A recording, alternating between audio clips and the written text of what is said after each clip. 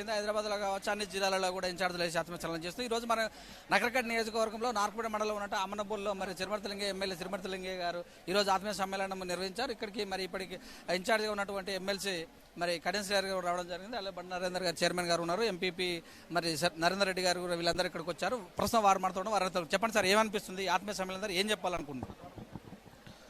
గౌరవ ముఖ్యమంత్రి ఆదేశాల మేరకు ఆత్మీయ సమ్మేళన కార్యక్రమం నిర్వహించిన గత 6 మాసాల క్రితం చెప్పడం జరిగింది.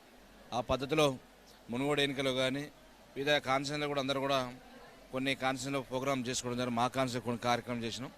మళ్ళీ మిగతా పెండింగ్ ఉన్న మండలాలు అయితే ఉన్నాయో మండలానికి 2 సెక్టర్లుగా విభజించి పార్టీ శ్రేణులతోటి ప్రజాప్రతినిధులతోటి క్రియాశీలక సభ్యులతో అందరూ కూడా మన బీఆర్ఎస్ పార్టీలో సభ్యత ప్రతి కార్యకర్తతో మమేకమై మన ప్రభుత్వం చేసిన కార్యక్రమాలని చేరువ చేసే కార్యక్రమం, పార్టీలో ఇంకా పార్టీ నిర్మాణం కోసం ఏ రకంగా బలోపేతం చేసుకోవాలి, అదేవిధంగా ఇతర పార్టీలు కూడా ప్రతి పార్టీ అనుకుంటే ఈరోజు రాజకీయ పరంగా అన్ని పార్టీలకు ప్రతి వ్యక్తి కూడా సంక్షేమ కార్యక్రమం అనేది ఏ ఒక్కటి కూడా రాజకీయ కోణం ఆలోచన చేయకుండా ప్రతి వ్యక్తికి ప్రతి రైతన్నకు ప్రతి లబ్ధిదారునికి విద్య కావచ్చు, వైద్యం కావచ్చు, ఇలా కళ్యాణ లక్ష్మి కావచ్చు, డబుల్ బెడ్రూమ్ ఇల్లు కావచ్చు, అన్ని రకాల కార్యక్రమం ఈరోజు ప్రతి వర్గానికి ఇలా గొర్రెల కాపరి సోదరులు గొర్రెలు ఇచ్చే కార్యక్రమం కావచ్చు, రైతు బీమా లాంటి కార్యక్రమం కావచ్చు, అన్ని కార్యక్రమం ఈరోజు పార్టీ మరి ఇంత భరోసా ఇచ్చి చేస్తుంది. కాబట్టి అన్ని సంక్షేమ కార్యక్రమం మన గ్రామాలు ఏ రకంగా జరుగుతుంది, దాంతోపాటు గ్రామాలు జరిగే మౌలిక సదుపాయాల కార్యక్రమం ఏ రకంగా చాలా మెరుగైన కార్యక్రమం జరిగినాయి.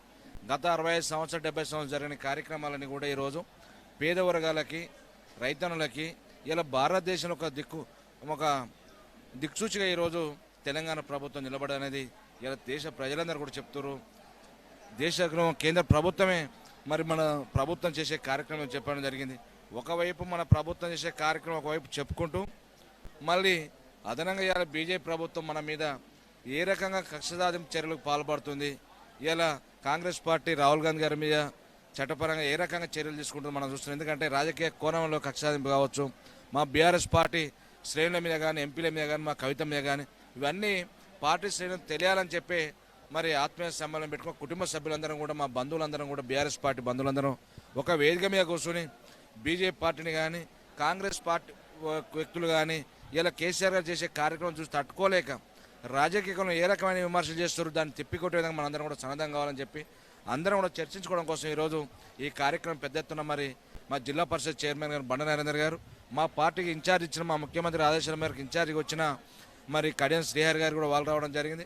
ఎంపీపీ గారు, మండల పార్టీ అధ్యక్షుడు కరుణాకర్ రెడ్డి గారు, అదేవిధంగా గ్రంథాలయం చైర్మన్ గారు, సర్పంచులు, ఎంపీటీసీలు, 15 గ్రామాలకు సంబంధించిన గ్రామ శాఖ అధ్యక్షులు, వివిధ హోదాలున్న నాయకులందరూ కూడా వివిధ విభాగాల అధ్యక్షులు అందరూ కూడా పార్టీ శ్రేణులందరూ కూడా పెద్ద ఎత్తున ఇలా ఒక పండుగ వాతావరణం చేసుకుని పార్టీ నిర్మాణాత్మకంగా పార్టీ చేసిన సంక్షేమ కార్యక్రమాన్ని కూడా ప్రజలకు చేరువయ్యే విధంగా చేస్తుంటే ఇలా మా పార్టీ బంధుమిత్రులందరూ కూడా మా ప్రజాప్రతినిధులందరూ కూడా మా సోదరి మన సర్పంచ్ కూడా చాలా సంతోషంగా హ్యాపీగా ఫీల్ అవుతారు. ఇలాంటి కార్యక్రమం ఇంకా జరగాలి, మనకి ఇంత పెద్ద ఎత్తున కార్యక్రమం చేసినప్పుడు మేము కూడా హ్యాపీగా మేము చేసిన పనులు కూడా మా ప్రజాప్రతినిధులు సర్పంచ్ కూడా అవార్డులు ఇస్తున్న వాళ్ళందరూ కూడా హ్యాపీగా ఫీల్ అవుతారు. కేసీఆర్ గారి నాయకత్వం మేము మొదటిసారిగా ప్రజాప్రతినిధి ఇంత పెద్ద ఎత్తున కార్యక్రమం చేశామని చెప్పి మా సర్పంచులు, ఎంపీడీసీలు, మా పార్టీ శ్రేణులందరూ కూడా సంతోషంగా హ్యాపీగా ఫీల్ అవుతారు. కాబట్టి అన్ని కూడా షేర్ చేసుకోవడం కోసమే ఈ కార్యక్రమం నిర్వహించడం చాలా సంతోషంగా ఉన్నది. సో మొత్తం చూస్తే ఆత్మీయ సమ్మేళనం ఉన్నారు కదా, మరి మాజీ ఎమ్మెల్యే గారికి ఆహ్వానం పంపించారు ఇక్కడి నుంచి, ముందా అసలు రావాలని అంటే ఆయన పార్టీలోనే కొనసాగుతున్నారా? నేను చెప్ప సో మొత్తం మీరు చూస్తే మరి చిరుమర్తిలింగే గారు పార్టీ చేసినటువంటి అధికారిక కార్యక్రమం అంటే పార్టీ ఇచ్చినటువంటి సంక్షేమ పథకాలైనా లేకపోతే చిరుమర్తిలింగే గారు నగరకాలకి ఏం చేసినట్టు ఏం చెప్తారు? ఎందుకంటే ఎల్లాకనే ఎమ్మెల్సీ కడియం శ్రీహరి గారు చెప్పారు 8 నెలలు లేదా 6 నెలల్లో ఎలక్షన్స్ కూడా ఉండబోతున్నాయని చెప్పారు. దీని మీద ఏం చెప్తారు? ఎన్నికలు ఎప్పుడొచ్చినా టీఆర్ఎస్ పార్టీ బలగమంతా ఎదుర్కోవడానికి సిద్ధంగా ఉంది. కేసీఆర్ గారి నాయకత్వంలో ఈ బలగాని ఈ దండును చూసే మోడీ గారికి వణుకుడు పట్టి ఈరోజు కక్ష సాధింపు చర్యలు అనేది బీఆర్ఎస్ పార్టీ మీద, కేసీఆర్ కుటుంబం మీద ఏ రకంగా బదలాం చేయడం ప్రయత్నంలో కుట్రలతోటి ఈరోజు లిక్కర్ కేసులో కవిత గారి పేరు సంబంధం లేకున్నా, ఆ ఢిల్లీ రాజకీయ లిక్కర్ స్కామ్ సంబంధం లేకున్నా కూడా ఏదో 100 కోట్లు అని చెప్పి ఈరోజు కవిత గారి మీద కేసులు పెట్టి ఈడీ నోటీసులు ఇచ్చే కార్యక్రమం, మా తెలంగాణ మంత్రుల మీద ఇచ్చే కార్యక్రమం, ప్రతి ఒక్కరు వ్యాపారవేత్తలు కూడా తెలంగాణ అభివృద్ధి చెందడం ఓర్వలేకనే ఒక కుట్రపూరితంగా చేస్తుంది తప్పే వేరే లేదు. ఇలా ఎన్నికలు ఎప్పుడొచ్చినా మా ప్రజాప్రతినిధులు, మా కార్యకర్తలు, మా గ్రామశాఖ, మా పార్టీ శ్రేణులందరూ కూడా ఈ నగరికల్ నియోజకవర్గం దాదాపుగా 65,000 సభ్యతలు ఇచ్చిన తెలంగాణ రాష్ట్రంలో కూడా 70 లక్షల మంది సభ్యత్వాలు తీసుకుని ఒక బలమైన శక్తి టీఆర్ఎస్ పార్టీ బీఆర్ఎస్ పార్టీ విస్తరించిందంటే ఇలా భారతదేశం అంతా కూడా కేసీఆర్ నాయకత్వం కావాలని కోరుకుంటున్నాం. ఆ తరుణంలో ఇలా బీజేపీ ప్రభుత్వానికి వణుకుపెట్టి మా మీద కక్షసాం చర్యలు చేస్తున్నాం. సో ఇవాళ తెలంగాణ రాష్ట్రంలో కూడా ఎన్నికలు ఎప్పుడు వచ్చినా కూడా మా ఇన్ఛార్జ్ గారు ఎట్లా చెప్పారో, మా ముఖ్యమంత్రి గారు కానీ మా కేటీఆర్ గారు ఎప్పుడైనా ఎన్నికలు వచ్చినా భయపడే ప్రసక్తి ఎప్పుడైనా రెడీగా ఉన్నాం. ఈరోజు రాష్ట్రంలో భారతదేశంలో ఎక్కలేని కార్యక్రమం ఇలా కళ్యాణలక్ష్మి కానీ, రైతు బంధు కార్యక్రమం, రైతు బీమా కానీ, పెద్ద పెద్ద ఇరిగేషన్ ప్రాజెక్టు కాలెక్షన్ లాంటి ప్రాజెక్టులను కట్టి ప్రతి ఎకరాకు నీరిచ్చిన ఘనత ఈరోజు కేసీఆర్ ప్రభుత్వం. ప్రతి పంట గింజను కొనుగోలు చేసిన కార్యక్రమం చేసిన సరైన మద్దతు ధర ఇచ్చిన కేసీఆర్ గారి ప్రభుత్వం. ప్రతి విద్యార్థి చదువుల కోసం కోట్ల రూపాయలు ఖర్చు పెట్టింది కేసీఆర్ ప్రభుత్వం. చేయని సంక్షేమం అంటూ లేదు. ప్రతి ఇంట్లో ప్రతి గడపలో ప్రతి వ్యక్తిలో కేసీఆర్ గారు కనబడుతారు. అందుకే కేసీఆర్ గారు మళ్ళీ మూడోసారి ప్రభుత్వం అధికారం తీసుకురావడం కోసం తెలంగాణ ప్రజలు సిద్ధంగా ఉన్నారు. కానీ ఇవాళ కాంగ్రెస్ పార్టీ నాయకులకు ప్రజలు ఆదరణ లేదు. బీజేపీ ఒక్క స్కీమ్ 8 సంవత్సరాల పాలనలో ఒక్క స్కీమ్ తీసుకురాకుండా అదనంగా మన మీద కక్ష సాధన పెంచుకుని తప్పితే ఇవాళ స్కీములు ఇచ్చేయలేదు, ప్రజలు అదుకునేలేదు. అదనంగా మన మీద పెట్రోల్ ధరలు పెంచింది, గ్యాస్ ధరలు పెంచింది, ఎరువుల ధరలు పెంచింది. మనకు రావాల్సిన తెలంగాణ ప్రభుత్వం రావాల్సిన నిధులను కూడా ఇవ్వకుండా జాప్యం చేసే కార్యక్రమం ఇలా బీజేపీ ప్రభుత్వం. ఇలాంటి దుర్మార్గులకు ప్రజలు ఓట్లేస్తానికి సిద్ధంగా లేరు. మళ్ళీ 100 పైన చిల్లర మళ్ళీ బీఆర్ఎస్ పార్టీ కేసీఆర్ నాయకత్వంలో, కేటీఆర్ నాయకత్వంలో జిల్లాలో మాకు 12 సీట్లు, మా జిల్లా మంత్రి సహకారం, అందరం ఎమ్మెల్యేలు, మా జిల్లా సీనియర్ నాయకులు, ఉద్యమ నాయకులు అందరి సహకారంతో 12 గెలవబోతున్నాము. ఇలా ఎలాంటి అనుమానం లేదు. వాళ్ళకు వణుకుబట్టే ఈరోజు పిచ్చిలో లాగా రోల మీద తిరిగే పరిస్థితి. ఎందుకంటే ఏ రకంగా పోయినా బజార్లో కూర్చున్నా ప్రజలు వాళ్ళపై చూస్తలేరు, ప్రజల ఆదరణ లేదు. మొత్తం మీద 4 సంవత్సరాల్లో మీరు ఇచ్చినటువంటి హామీలు మొత్తం నెరవేర్చారా? నేను ప్రజలకు ఇచ్చిన హామీల కంటే ఆ రోజు ఎన్నికలు 2018 ఎన్నికల్లో ఇచ్చిన హామీలు పెద్దగా ఇచ్చినే లేదు. ఇవ్వని హామీలను నెరవేర్చడం. సో మా ముఖ్యమంత్రి గారు కూడా ఎన్నికల మేనిఫెస్టోలో పెట్టని కార్యక్రమాలు పెద్ద ఎత్తున చేసిన ప్రాజెక్టులు కావచ్చు, కళ్యాణలక్ష్మి కావచ్చు, దళిత బంధు కావచ్చు, ఇలాంటి కార్యక్రమం చెప్పుకుంటే కేసీఆర్ కిట్టు కార్యక్రమం కావచ్చు, ఇలాంటి కార్యక్రమం చెప్పుకుంటే ఇలా చెప్పని కార్యక్రమాలు ఎక్కువగా చేసిన మా ముఖ్యమంత్రి గారు. సో నా నకరికల్ నియోజకవర్గంలో కూడా ఈరోజు నీ గ్రామాలలో పోతే మా సర్పంచులు, మా పార్టీ శ్రేణులు సంతోషంగా హ్యాపీగా ఉన్నారంటే ఒక్కొక్క గ్రామానికి 1-2 కోట్ల రూపాయలతోటి డెవలప్మెంట్ కార్యక్రమం చేసినాం. నా ప్రాంతంలో ఇవాళ పిలాపల్లి పెండింగ్ ఉన్న కాలను పూర్తి చేసుకోగలిగినాం. ఉదయ సముద్రం ప్రాజెక్టు పెండింగ్ ఉన్న దాన్ని కూడా వేగవంతం చేసిన దాన్ని, టన్నెల్ నిర్మాణం కానీ అన్ని పనులు అయిపోయినాయి. కొద్ది గొప్ప పనులు వాటిని కూడా వేగవంతం చేసి ఈ ఎన్నికల లోపే లీలి అనే కార్యక్రమం మొదలు పెట్టుకున్నాం. అదేవిధంగా లో వోల్టేజ్ సమస్య ప్రధానంగా ఉంది మా ప్రాంతంలో. లో వోల్టేజ్ సమస్యను పరిష్కారం చేసుకున్నాం. నకరికల్లో 100 బెడ్స్ హాస్పిటల్ ఎప్పుడు నేను చెప్పింది కాదు, నన్ను ప్రజలు కోరింది కాదు. 100 బెడ్స్ హాస్పిటల్ కూడా పూర్తి చేసుకుని పనులు ప్రారంభించుకున్న 32 కోట్లతోటి. ఇలా నకరికల్ పట్టణంలో ఏ ప్రజలను కోరలేదు, ప్రజలకు ఇబ్బంది కలగకుండాలని చెప్పి 26 కోట్ల రూపాయలతోటి రోడ్డు వైండింగ్ కార్యక్రమం చేసినాం. నా నార్కపల్లి పట్టణంలో కూడా రోడ్డు వైండింగ్ 16 కోట్ల రూపాయలతోటి, రావణపేటలో కూడా 8.5 కోట్లతో రోడ్డు వైండింగ్ కార్యక్రమం. ఇట్లా చెప్పుకుంటూ పోతుంటే చాలా పెద్ద కార్యక్రమం. చెప్పని ఎక్కువ చేసి చూపించడం, ప్రజలు అదే ఆధారం ఉంది. ఖచ్చితంగా నగరికల్ ప్రజలు కూడా భారీ మేయర్ కేసీఆర్ గారి నాయకత్వంలో గెలిపిపోతారు. నల్గొండ కాదు, యావత్ తెలంగాణలో 100కు పై సీట్లు ఖచ్చితంగా బీఆర్ఎస్ పార్టీకి రాబోతున్నాయి. ఆ వణుకు పుట్టే ఈరోజు చిల్లెల మల్లర విమర్శలు చేసే కార్యక్రమం చూస్తున్నాం. అంత తప్ప వేరే లేదు. ఏ ఒక్క కార్యకర్త ధైర్యంగా ఎవరు కూడా భయపడే ప్రసక్తి లేదు. బీజేపీ ఆగడాలకి, కాంగ్రెస్ మాట చిల్లర మల్లర మాటలకు ఎవరు భయపడే ప్రసక్తే లేదు. బ్రాహ్మణ వేలమ్మకు 100 కోట్లు తెచ్చి పెడితే డెవలప్మెంట్ అవుతారని కూడా చెప్తే ఎందుకు చిరుమర్తలు లింగే దాన్ని పట్టించుకోవట్లేదు? 100 కోట్లు ఆల్రెడీ ఖర్చు పెట్టినప్పుడు వచ్చినాక 100 కోట్ల రూపాయలు ఖర్చు పెట్టి లైనింగ్ వర్కులు కంప్లీట్ చేసినాం, మోటార్లు పంపులు పెట్టి చేసినాం, కరెంటు కూడా కనెక్షన్ ఇప్పించినాం. ట్రయల్ రన్ కోసం ప్రయత్నం చేస్తున్నాం. ఈ వారం 10-20 రోజులలో ట్రయల్ రన్ కూడా చేస్తున్నాం. ఇంకొక 100 కోట్లు ఇప్పిస్తే ల్యాండ్ కొంచెం ఇప్పుడు ఆల్రెడీ 50 కోట్లకు ప్రతిపాదన ముఖ్యమంత్రి గారు చెప్పిన 50 కోట్లు రిలీజ్ చేపిస్తున్నాం. మా కేటీఆర్ గారు ముఖ్యమంత్రి గారు చెప్పిన అవి కూడా రిలీజ్ చేస్తున్నాం.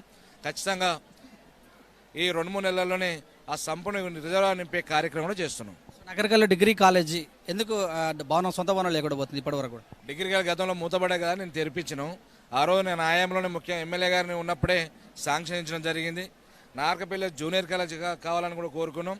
జూనియర్ కళాశాల కూడా ఆల్రెడీ జీవో వచ్చింది, ఫైనాన్స్ దాన్ని కూడా క్లియర్ చేస్తున్నాం. నార్కపల్లిలో ఒక జూనియర్ కళాశాల కావాలని.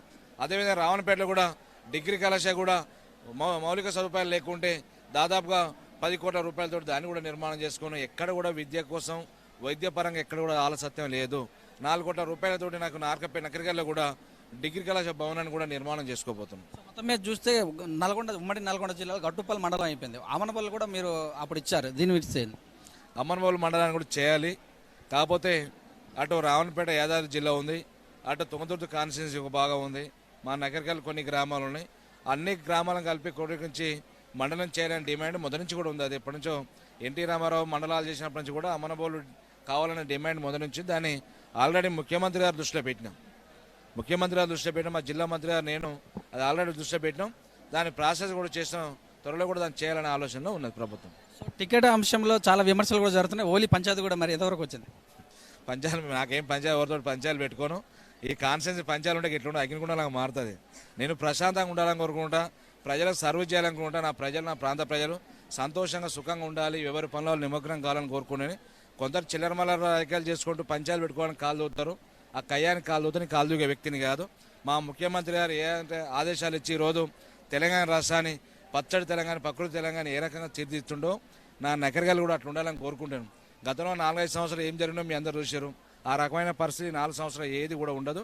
ఒక ప్రశాంతమైన వాతావరణంలో ఇలా కాన్స్టిట్యూన్సీ ఉంచాను. ఎక్కడ కూడా తగాదు లేవు, భూముల పంచాయతీ లేవు, ల్యాండ్ మాఫియాలు లేవు, ఇసుక మాఫియాలు ఏది లేదు. నేను దేంట్లో కూడా తలదూరుస్తాను.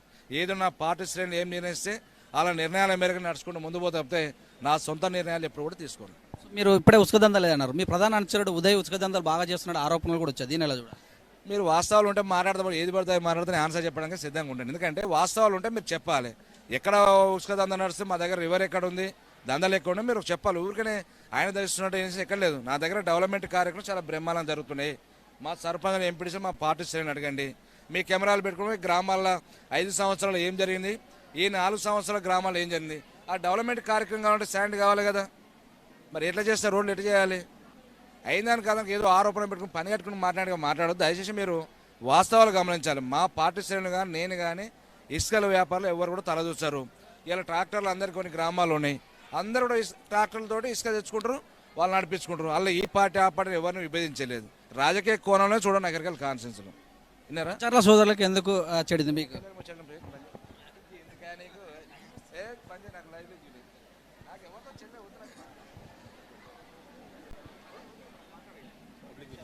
చివరికి ఏం చెప్తారు, ప్రజలకు ఏం చెప్తారు? ఈ వద్దు బాయ్ ఎందుకు అక్కర్లేని ప్రశ్న ఎందుకు బాయ్? నేను ప్రశాంత్ నీ దండం మీద ఆగ్రా తల్లి కాలు నొప్పుతాడపా. సో చెప్పండి, చివరికి ఏం చెప్తారు మీ నియోజక ప్రజలు?